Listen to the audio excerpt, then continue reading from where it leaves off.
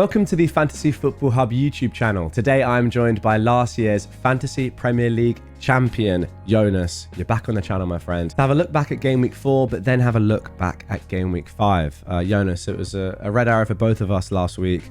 Yeah. But, you know, in the grand scheme of things, when you look at my team, and I had literally one return in Haaland, compared to your team, it's not all bad, is it? No, it's fine. It's a really small red arrow. I think it was from like 2.2 million to 2.4 or something like that, which probably is about like a 1 or 2 point difference. So It's not that big of a deal. Exactly. Unfortunately, I couldn't keep the green arrow streak Oh going. no, it's already gone. I forgot about that. Stuff happens. Oh well. But yeah, just overall, what are your general thoughts with the performance of the team? Obviously, not great, only 3 returns, but generally a decent bit better than and quite a few teams out there that were seeing. If you didn't captain Haaland, for example, you were really struggling last week, maybe in the 20s. I only had Haaland, got 41 points or whatever. So I don't know, 51 in this sort of week really isn't that bad.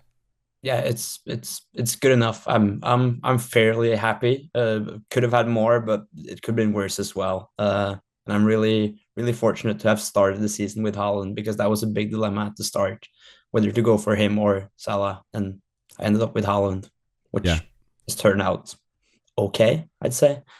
Yeah, I think this is the sort of week where the difference has really been made. But there we go. Let's have a look at your team for next week. And we'll just give the viewers a warning here that I'm not about next week. I'm actually away. So the only place to see Jonas's final team locked in wildcard. I mean, we'll talk about whether you are 100% going to wildcard or not, but it looks pretty likely that you are next week, is on the Fantasy Football Hub website. So yeah, go and click the link in the description. Make sure you are signed up so you see that, and check out what last year's winner is going to do with his team next week. But for this week, what we're going to do a little bit differently this week is we're going to jump straight into the recommended transfers before you give your thoughts on what you're going to do with your team. Before that, though, just a quick word on the general strength of your team, how you think it's doing in general. A gaming rating of 86% this week, so not great. So tell the viewers how many transfers you have. You rolled last week. I rolled last week, which was the first week of the season that I rolled my transfer. Okay. So I have 2 free transfers this week. Nothing in the bank, and not a great game week rating, but I hope we can do something about that with my 2 transfers ahead of the wild card.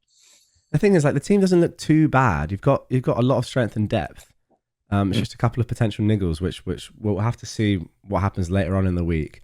Recording this on Wednesday lunchtime, but yeah, let's jump into Jonas's recommended transfers and see what the Hub's AI is recommending for his team this week. Okay, so on screen, we now have Jonas's recommended transfers. Now, what I've done, because Jonas is very likely to wildcard in Gameweek 6, is I've added down here in the chip strategy section that Jonas is going to use the wildcard in Gameweek 6. That obviously changes the transfers for this week because, it's only for this week, as every player is going to be changed in Gameweek 6 or could be changed in Gameweek 6. So here are the recommendations. And guys, as always, if you would like your own recommendations personalized to your team, you can see at the top of the screen right now. Get your AI recommended transfers by signing up to Fantasy Football Hub.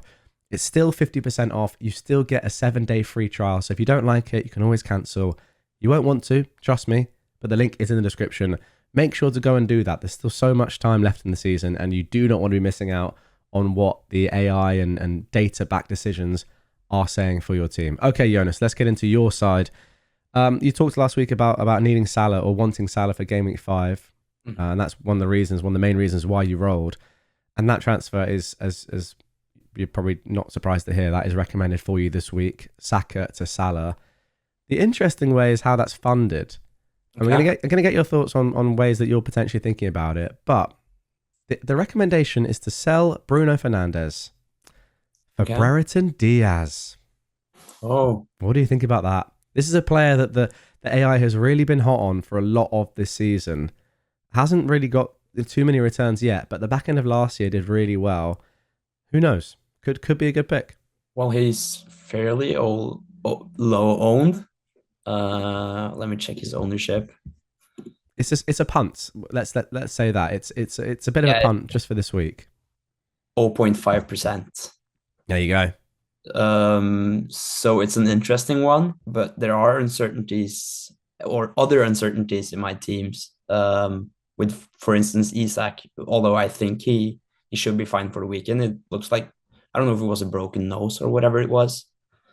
Uh, Yeah, I wasn't sure either. It looked like he just got maybe his eye or something. I don't know. I wasn't expecting him to go off, but one of those. No idea.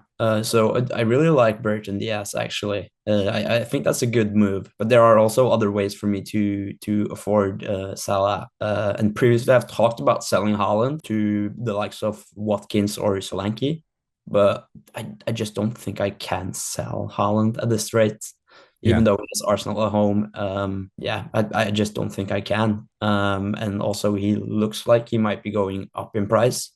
So when Okay. I'm starting in game week 6, where I would want him back, he could potentially be 15.3, which is Oof. a lost value. So I'm actually right now looking at selling Alexander Isak and getting Wow. Jamie Vardy as a Okay. weak punt to play Everton, who has the most big chances conceded, the most goals conceded, and are rock bottom of the league with 4 losses in 4 games. Let's slow down a little bit. Let's just go back to the recommendations first of all. Mm-hmm. I'm just want to do them and then compare the predicted points to what you're thinking of. So I've just done the transfer here. So this is as it stands. So you see as Jonas has said, there are injury doubts with a few players in the team. So yeah, 3 yellow flags in there, which are obviously affecting predicted points. But Brereton Diaz comes in, obviously has that amazing fixture at Ipswich at home, only for 1 week, Mm-hmm. 4.6 predicted points. And then for some reason it hasn't done Saka. I'll do Saka myself. I think I only clicked one recommended transfer, but Salah's come in there as well. Mm-hmm. Um, obviously looks great. Probably the best captain this week, although we'll get into that. So Yeah. that would give you 66 predicted points. Okay. And then what? So yeah, now let's go back to what you were saying. Okay. Bukayo Saka and Isak to Salah and Vardy.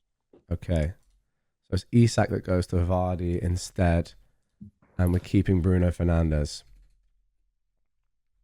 I like it. Mm-hmm. Vardy is he's not doing as well on predicted points this week. No. Actually, it's saying to bench him this week for Yeah, for, for I can João see Pedro.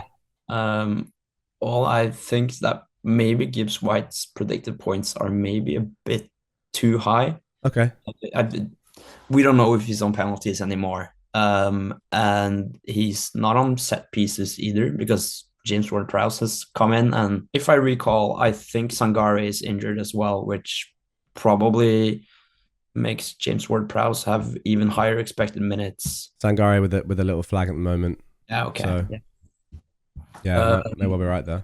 so I think he's lost a bit of set piece duty. I think I must admit that going for Gibbs White in game week 3 maybe was a bad decision in hindsight. Okay. But stuff like that happens in FPL, doesn't it? Absolutely. I mean, we all make bad decisions, that's for sure.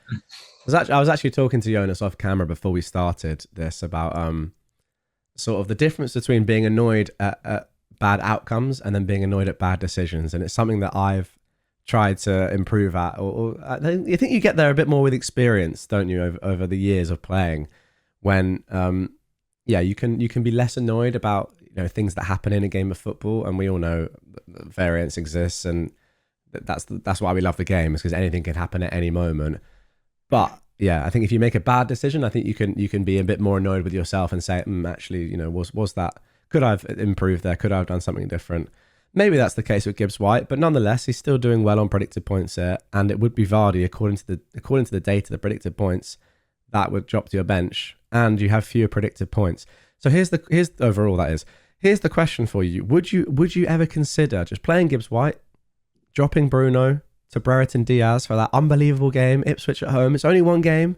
Who knows what that could be? It could be a crazy 3-3 draw. Both teams sort of, you'd expect, need to win that game. They'll be targeting that game as Yeah. one that they really are going to have to win to have any chance of surviving this year.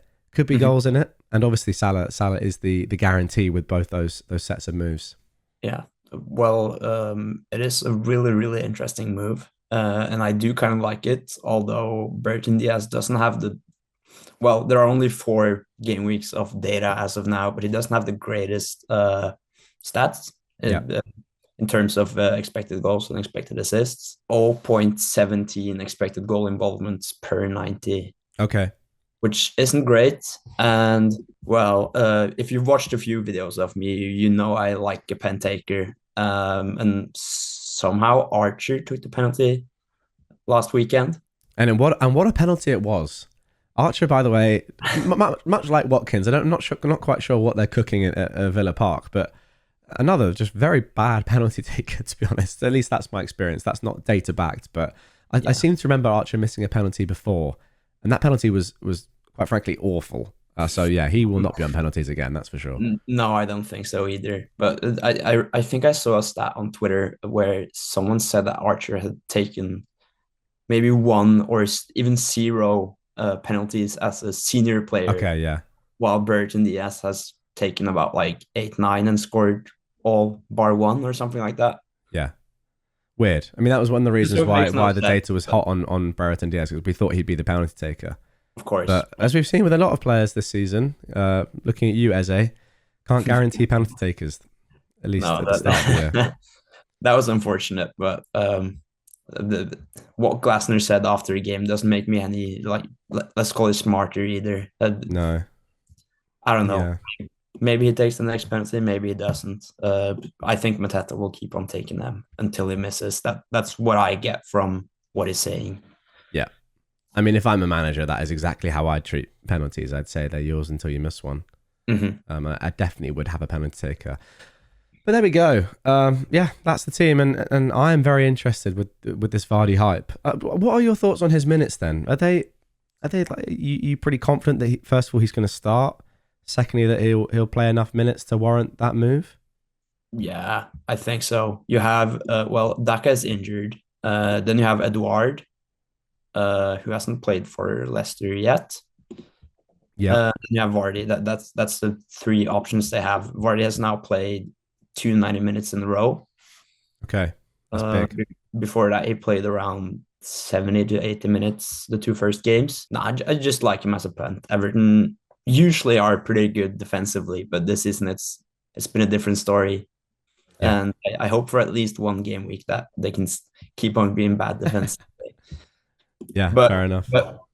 but just to clarify, I'm not set on Vardy either. It's just my preferred transfer as of now, which is Wednesday around lunchtime.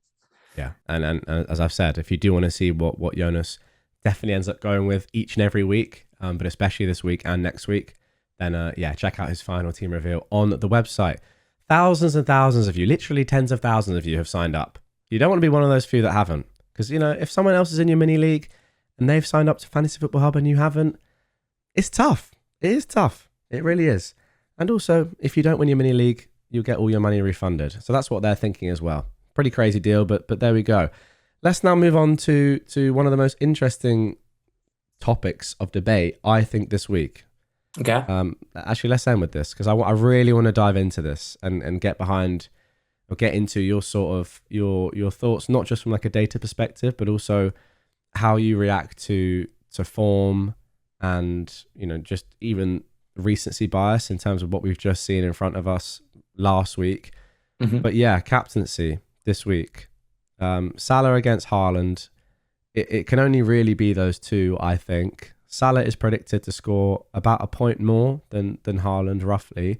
Mm-hmm. But as we saw last week, Haaland had, maybe even a slightly easier fixture on paper, but there was a bit of a decision to be made, perhaps. I mean, people that didn't have Haaland were happy with not captaining him last week because they had Salah there. Mm-hmm. But there was a big disparity, not only in points, but also in performance. So what are you thinking? Well, I'm still thinking of going Salah. He has, or nearly a point more in expected points is actually quite a bit, isn't it? That is a bit, yeah.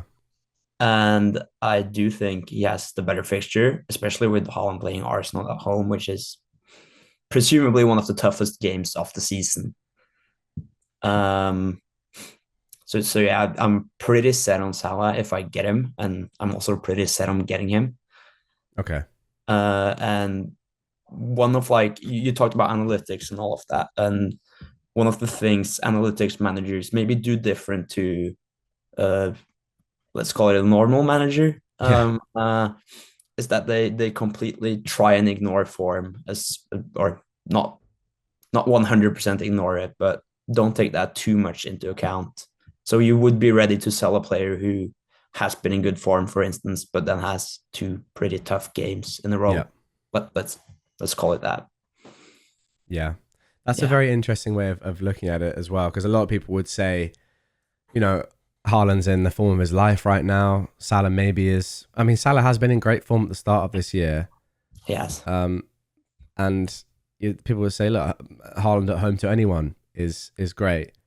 But this is one of the main things that I think the FPL has taught me just in the game of football in general is that the fixtures really are so important in determining a player's form, and it doesn't really matter what's gone before that. If you have a really, really tough run of fixtures, it's very, very hard to maintain what you've been doing. Now, Mhm. maybe for Haaland, that's a bit different, but just talk to me about Arsenal's defensive numbers this season, last season. Just don't need exact numbers, but just they are the best defense, aren't they? Yeah, they are. They look really good defensively. Only conceded once this season, and that was with 10 men against Brighton, wasn't it? Yeah, yeah, true. And they have good defensive numbers, but they even passed the eye test as well. They look really difficult to play against, and I'm looking forward to when Liverpool are playing against them. Uh, You will be there, am I right? yeah, There we go. That's what I, you I get for winning will, FPL. I will be there at the Emirates, not at Anfield though. Ah, But okay, okay. the one at Anfield is in ages, I think. Yes, yes, yes. Good point. Good point. Oh, Gameweek 36 is the one at Anfield. wow. That'd be a great watch. Okay, so looking like Salah for you. How set are you on that? In the percentage, Yeah. maybe 95. Damn, that's high. Yeah. I don't know. I'm more like I'm definitely closer than that because I'm just thinking this is everything that you've just said. Maybe I shouldn't focus on as much, but Haaland in the form of his life right now. Hmm. Salah not looking as good last game week. Everything in City is going towards Haaland. It almost seems as if they score, Haaland has to be involved. Just the way they play, not just based on just talisman theory, etc. But yeah, there we go. Thank you, Jonas, for your tips and advice. Again, last push. I'm not like after the next international break, you're probably not going to hear much from me at all about sign up to Fantasy Football Hub. This is the time to do it. Don't worry, guys. I know I go on about it, but if you're still watching right now and you haven't done it, this is the time to do it. It's the best value of the season to do right now. Doesn't get any better than this. And these are the key weeks where you really need all the data. And we've barely even scratched the surface in this video of what the hub has to offer. So there we go. Jonas, thank you very much. Good luck this game week and next. And well, if you're watching as well. Yeah. All right, we'll catch you guys on the next one.